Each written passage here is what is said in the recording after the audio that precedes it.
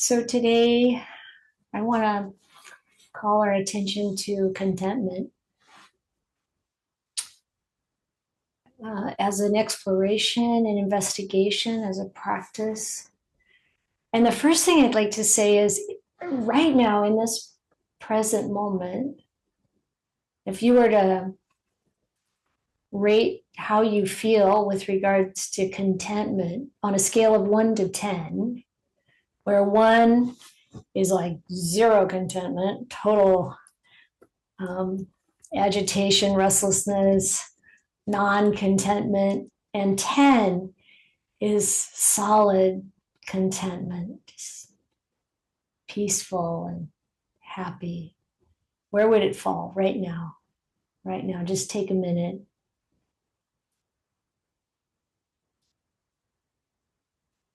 Just make a note in your mind of that number.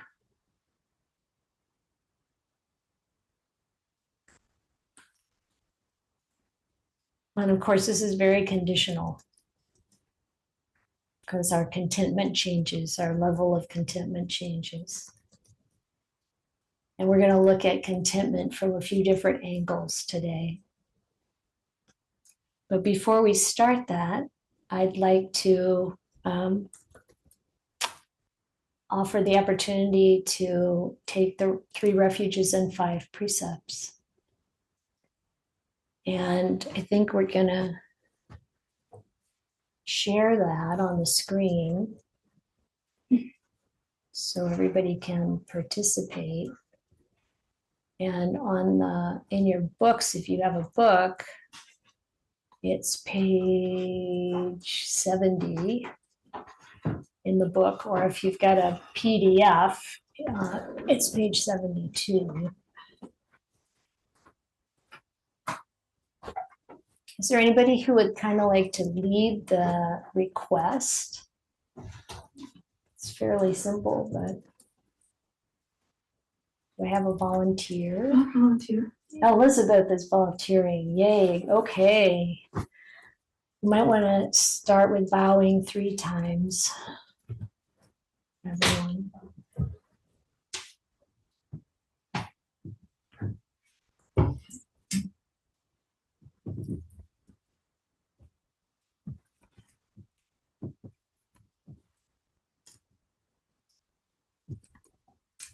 Mayam Ayya Tisaranena Saha Pancha Silani Yachama Dutiyampi Mayam Ayya Tisaranena Saha Pancha Silani Yachama Tatiyampi Mayam Ayya Tisaranena Saha Pancha Silani Yachama.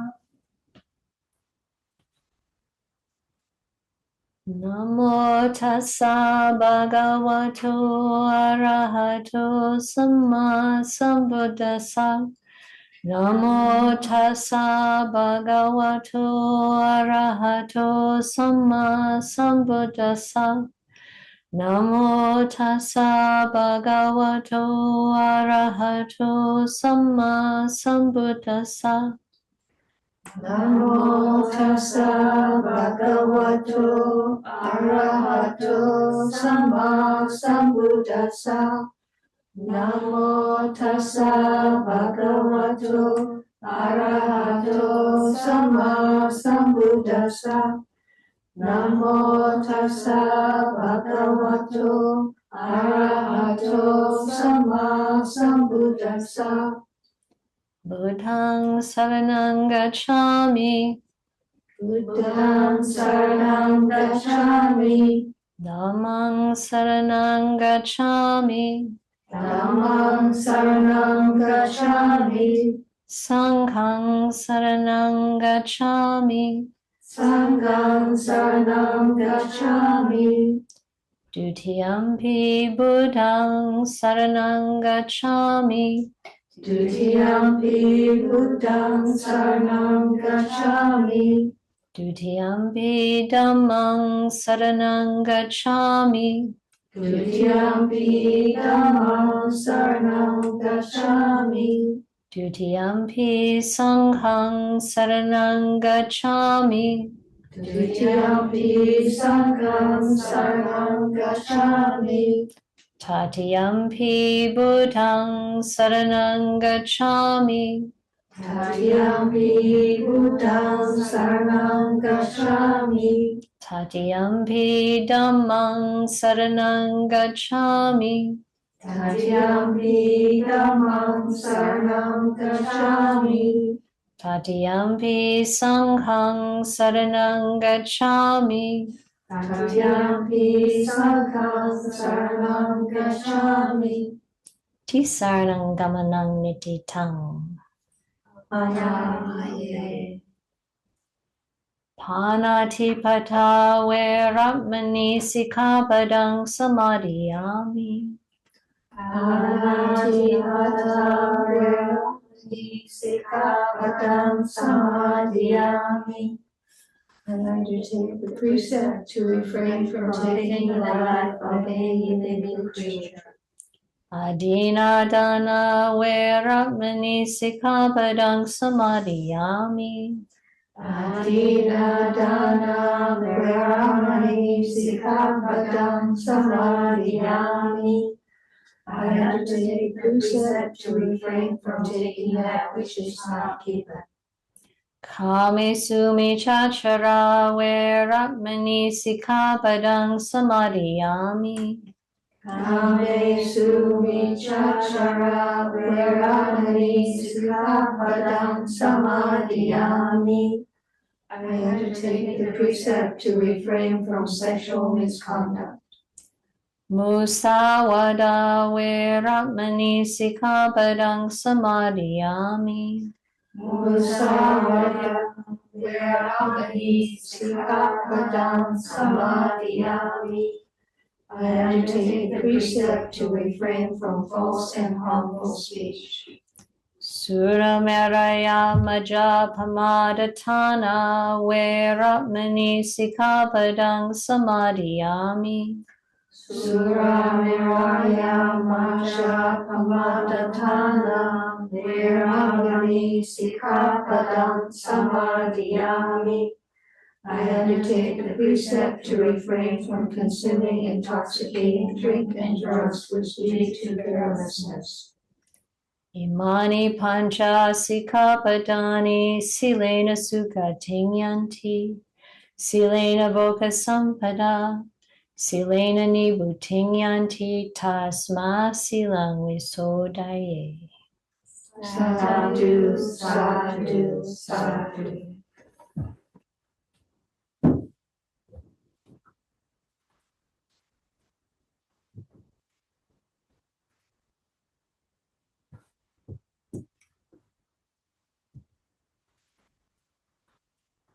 It always gives me a lot of delight. Oh, we're blurry again.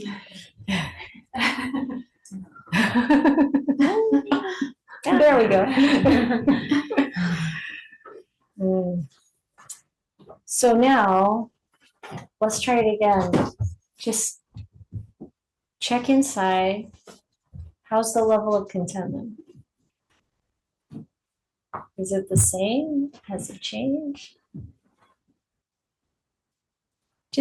Just go practice in this reflection on ourselves and where we're at, and the part that's aware of that is really going to be key in our exploration today and always, really. So the Buddha said that contentment is the highest wealth. That's one line in the Dhammapada in verse 204. Contentment is the highest wealth. And really, of course, in our world, that's not usually the message. You know, people are after, many people, you know, are seeking wealth, always more wealth. There's never enough. Even if you're a billionaire, you want more. And we can really see that when we are following the nature of the world, or the encouragement of the world, there's not much contentment to be found. And of course, we don't do that all the time. I mean, we may have times in our life when we're more content or less content. We might be, through our own conditioning, have the tendency to be more content than others we see around us, or maybe less content. It's really the conditioning that we've experienced, conditioning that we didn't ask for, but it came through from the time we were born and maybe for lifetimes. After all, we're existing in a restless world, and just having a human body, it's so hard for there to be any kind of lasting contentment. The body needs something, frequently. There's something that we want to change. There's something that we want to have be better. And in the world, I mean, we exist and understand everything about the world through these senses that we have. So there's often this kind of looking, listening, tasting, touching, smelling, the thinking. Even thinking itself is restless.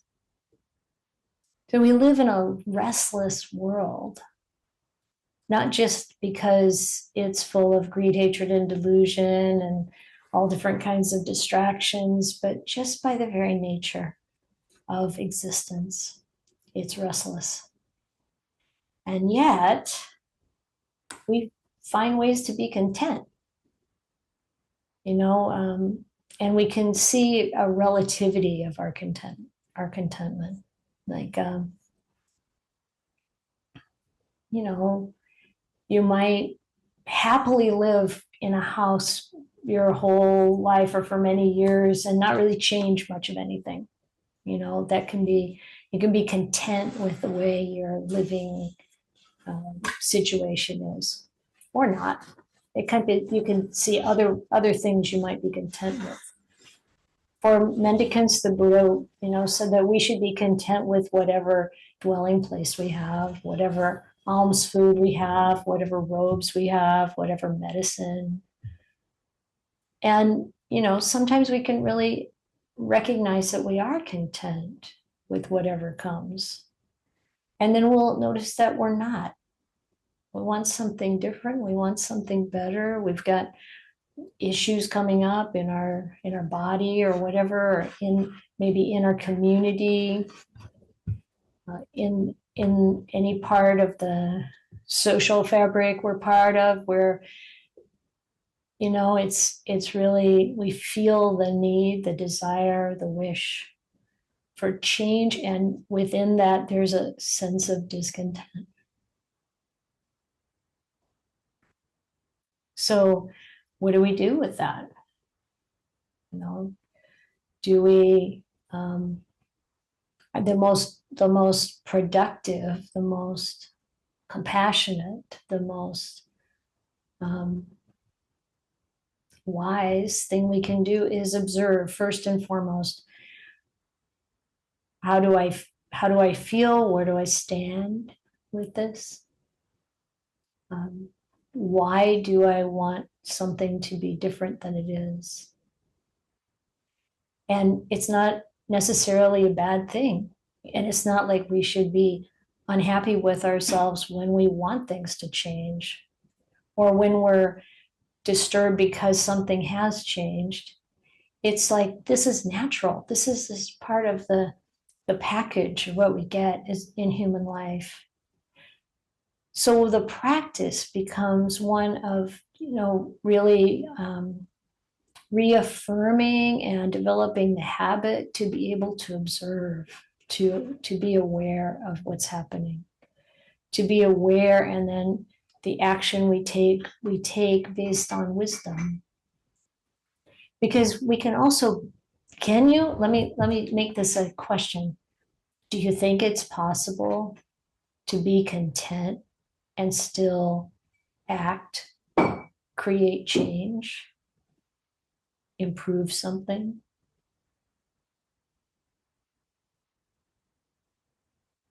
I'll let you just think about that.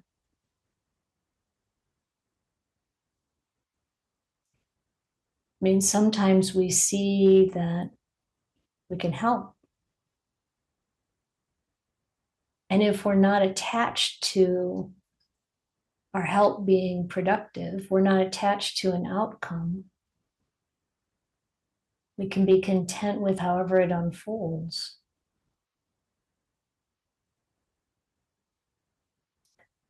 Because this is in physical reality and conventional reality, our level of contentment really depends upon the conditioning that we give ourselves. You know, making choices about how we spend our time, who we spend it with, how we orient the mind to bring more peace, more stability, and more contentment. Because even when we are feeling discontented and we start to observe it, there's that space. We can begin to investigate why do I want this to be different? And there can be really good reasons, and it can be really the best thing to follow that and make things better for ourselves, for people around us. For example, when we think about gathering wealth, for example, you know, it's like the Buddha encouraged people to work hard, to work honestly in ways that doesn't harm other beings, and he never was negative about gathering wealth or accumulating wealth in a just way, in a kind, compassionate way. And then he was very practical about how we should use our wealth. And he said, you know, it's good to have some of it saved away for security. Try to keep it safe from fire and floods and kings and ungrateful relatives. The Buddha was incredibly practical. and then to use some of that wealth to invest in your business, in your craft, whatever, and use some of it to make yourself happy and to make your loved ones happy, and some of it to donate, to give to others, to help. And that, you know, when we think of that, in that whole process, it's possible to have a sense of contentment. Not complete, absolutely still kind of ultimate contentment, but at least a contentment in the fact that we're doing what we can. This is something that came up last night at Sutta study too. When we follow through on our wholesome intentions, and even if things go wrong, at least we can be content with our own effort. Now, sometimes we run into trouble because our conditioning is perfectionistic. And there's nothing perfect in this world. And certainly as personalities, we're not perfect, none of us. And then to want perfection is going to be an automatic killer of contentment, really. You know, it's something to notice.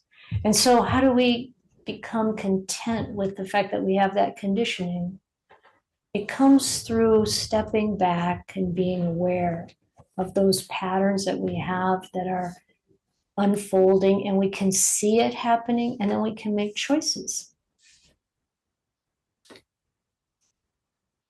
to not follow it, to be compassionate for ourselves and other people that we see doing the same kinds of things.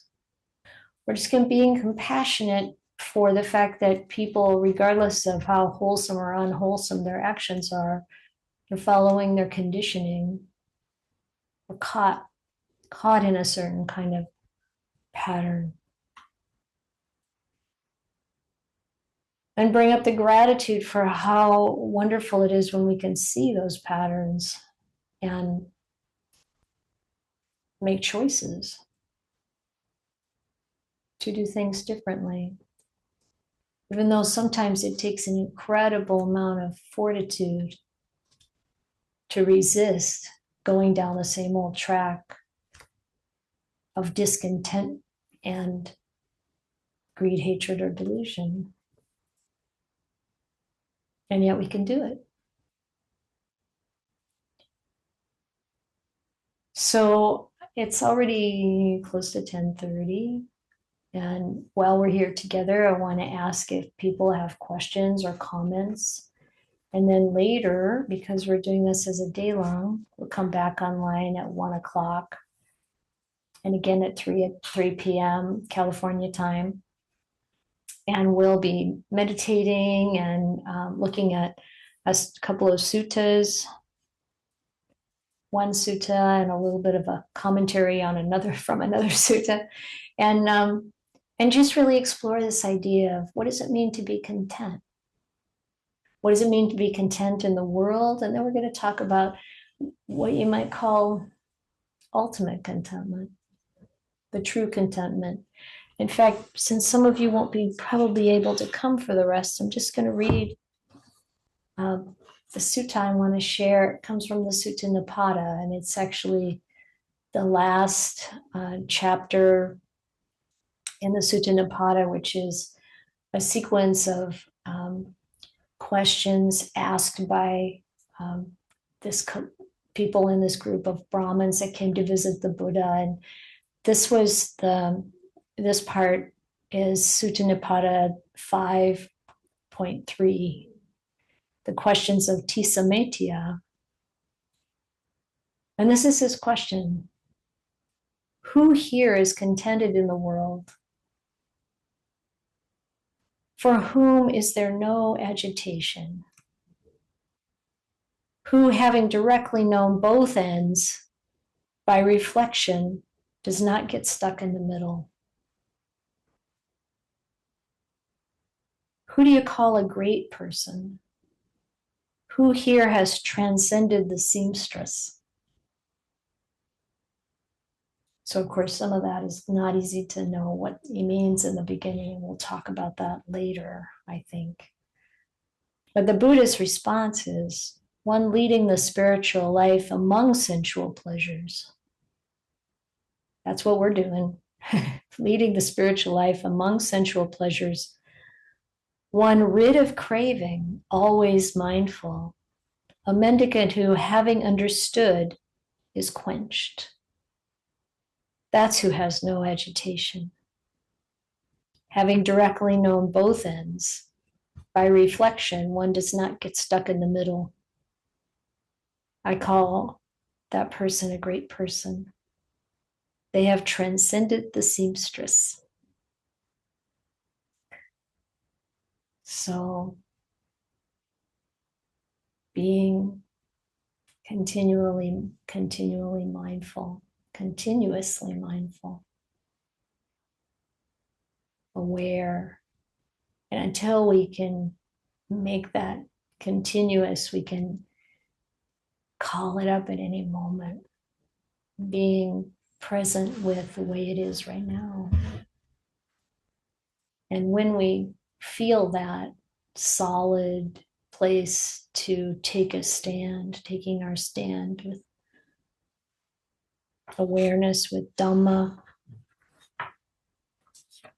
there's contentment.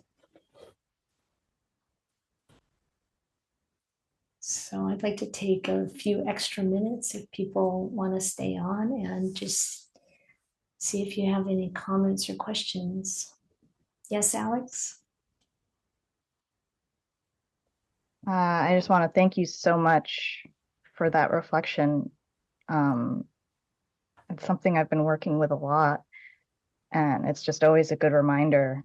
It feels like I'm forgetting about contentment all the time, and then reminding myself how that's really the true source of safety and joy. And it made me think of this quote from Tan Narado over at Temple Forest Monastery. And he said this to me when I was having some trouble knowing, like, am I just being discontent right now with the way things are? Or is this a situation where I need to remove myself? Because it's a very multifaceted experience when you're trying to figure out, like, am I just having aversion to what's happening and I should stay and sit with it? Or is this something that's not a healthy environment for me to be in? And so he said, among a bunch of other stuff, but he kind of wrapped it up with inquiring into the sense of self does not mean actions won't be taken on the relative dimension of being. So it's like you can practice non-self and still take action. Like it's really important to not just be a doormat and like let things happen to you indiscriminately and just practice. And while that is an amazing practice opportunity and it's good to watch it, it doesn't mean that you should, disregard your relative sense of self and being. And there's like a middle ground between having a healthy, like I really like how you say having a healthy sense of self without being super attached to the self. And it's such a balance. And so I just really appreciate you bringing that up today, because it's a lovely reminder.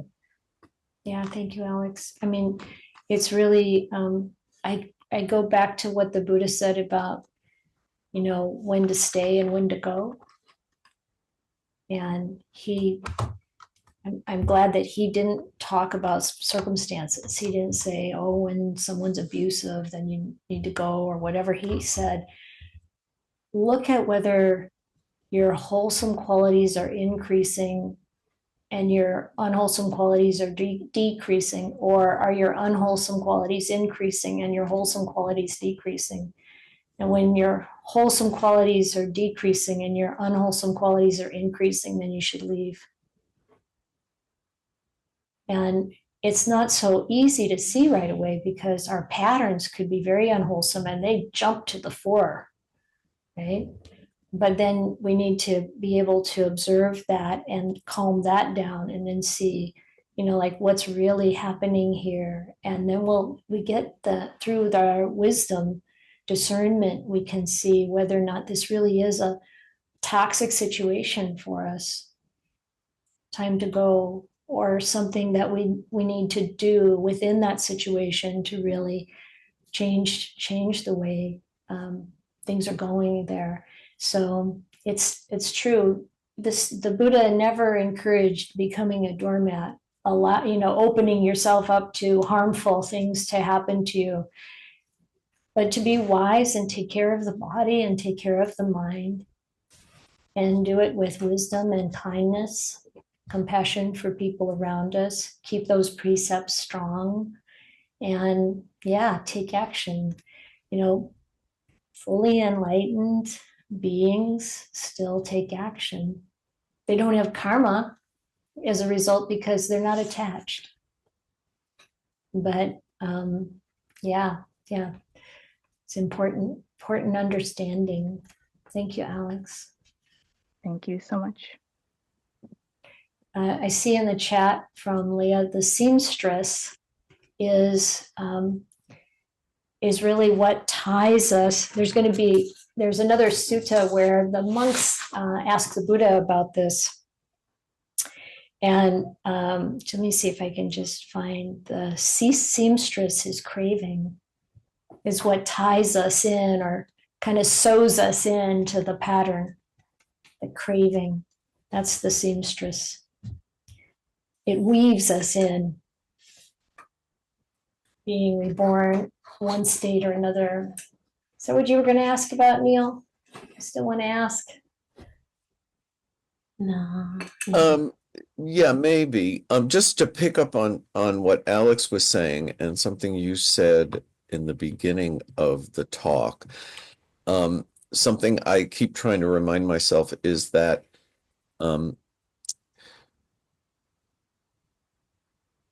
you sort of said it earlier, you can have contentment in the midst of agitation or something that should be agitating you, which to me is a definition of equanimity. And but you can still act, and in fact, you can probably only make a wise action under those conditions. If you're acting from the agitation, you're probably not going to do the right thing. So I just had sort of been thinking about that while you were talking, and then when Alex said what was said, it came up for me again. So yeah. Yeah, thank you, Neil. And it's good to remember that we can make those wise decisions, and we can have a kind of contentment, even though there's so much agitation around us, and even though there's agitation internally. Because sometimes our body reacts to situations, whether it's from trauma or it's just from our natural survival instincts or whatever reason. But how do you have that contentment? It's through having mindfulness and clear comprehension. It's sati sampajanya. And if that's really engaged, we've learned how to really bring that to the fore. And it's the same thing as conscious awareness. It's like when that is engaged, when that's present, then we can observe the whole thing. We can observe what's happening around us. We can observe what's happening internally. We can observe the thoughts that arise that we aren't asking for. They just come in. But that observer, that solidity, that calm is there. And we can really learn how to trust that. And then making our decisions from that place, seeing all of that happening. And we can practice this in less tense situations. We can practice this when we're in conversation with someone. We can practice it in a conversation that's not very challenging, and we can practice it in conversations that are challenging. And if we really try to keep coming back to that, we get pretty skillful at it. And at some point, we realize that there is nothing in this world that's stable. That's the platform, the stance from which stability exists. Observing and knowing.